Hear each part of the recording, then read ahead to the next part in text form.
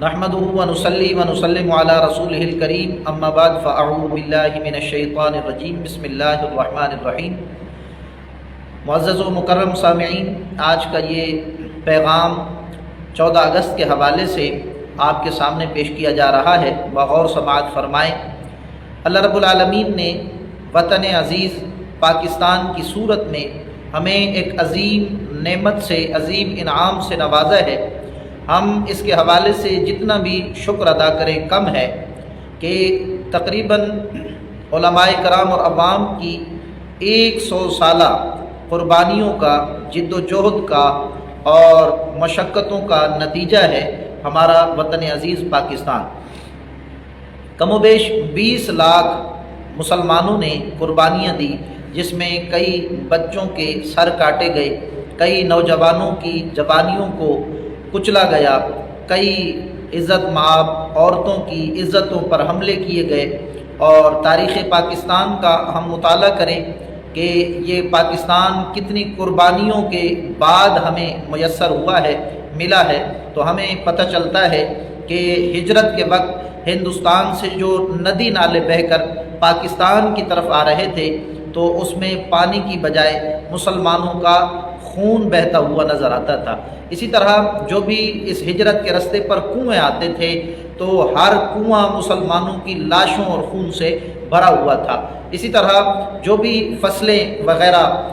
اس ہجرت کے راستے پر تھی، ان فصلوں کے اندر بھی لاکھوں کی تعداد میں مسلمانوں کی لاشیں جو ہے بکھری ہوئی نظر آتی تھی۔ ہندو ہوں یا سکھ ہوں یا پھر انگریز ہوں، ان کو جس طرح بھی جیسے بھی موقع ملا انہوں نے مسلمانوں کا خون بہانے میں کوئی کسر اٹھا نہ رکھی تھی۔ تو اس لیے ہمیں اس وطن عزیز کی قدر کرنی چاہیے، اور بالخصوص 14 اگست کے عظیم موقع پر اپنے ان مسلمان بھائیوں کو،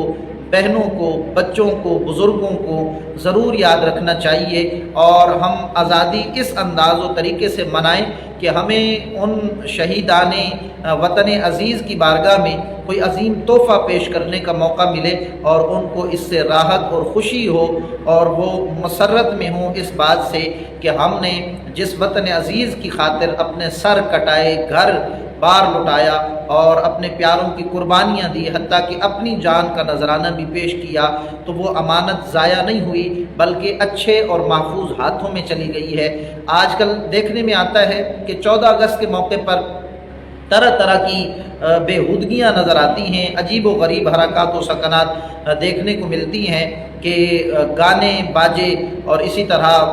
ڈھول کی تھاپ پر رقص کیا جا رہا ہوتا ہے،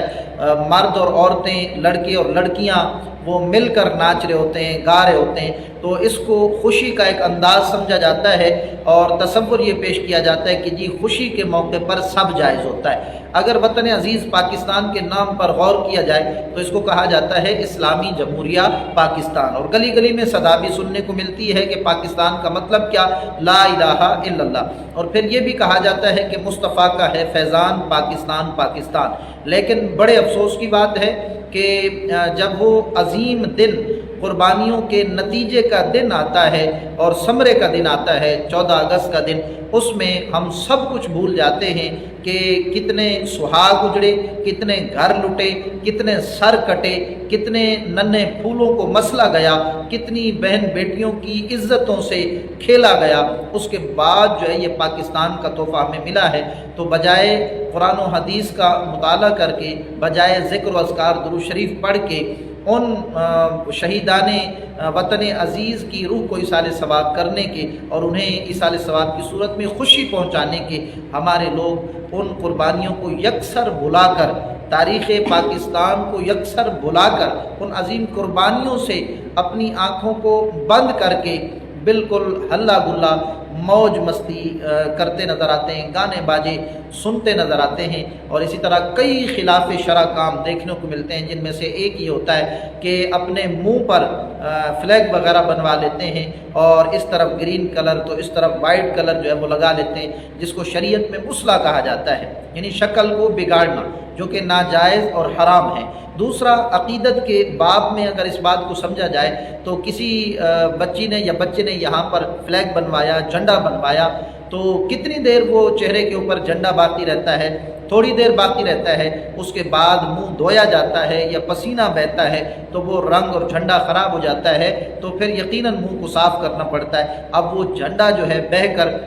جو ہے پانی کے ساتھ مل کر وہ گٹر کی طرف چلا جاتا ہے۔ تو آپ اندازہ کریں کہ یہ محبت ہے یا حقیقتاً ہم اپنے ملک یا اپنے جھنڈے کی توہین کر رہے ہوتے ہیں۔ یہ جھنڈے کی تو اتنی عظمت ہے کہ مجاہدین کے بازو کٹ جاتے تھے، پھر بھی ان کی کوشش ہوتی تھی کہ جھنڈا جو ہے وہ زمین پر نہ گرے، لیکن ہم اپنے ہاتھوں سے اس طرح کے کام کرتے ہیں کہ جھنڈے کو گٹر میں جو ہے وہ بہا دیا جاتا ہے۔ اسی طرح بہت سارے بچے بچیاں اس طرح کے لباس پہنتے ہیں کہ قمیص پر بھی جھنڈا بنا ہوتا ہے اور شلوار پر بھی جھنڈا بنا ہوتا ہے، پانچے تک جھنڈے کے نشان ہوتے ہیں۔ تو یاد رکھیں یہ عظیم نشانی ہے، اپنے ملک کی پہچان ہے جھنڈا، تو اس کو اس طرح جو ہے لباس میں استعمال کرنا، یعنی لباس پر اس کا ڈیزائن بنوانا بالکل غیر مناسب سی بات ہے۔ اس طرح کی باتوں سے بچیں۔ جھنڈا جو ہے سر کے اوپر ہوتا ہے، جھنڈا گھر کے اوپر ہوتا ہے، لہٰذا آپ جو ہے اس جھنڈے کی حرمت کو پامال نہ کریں۔ اللہ تعالیٰ کی پاک بارگاہ میں دعا ہے اللہ تعالیٰ جو کچھ کہا سنا ہم سب کو یاد رکھ کے عمل کی توفیق عطا فرمائے۔ آمین۔ وما علیہ الا البلاغ المبین۔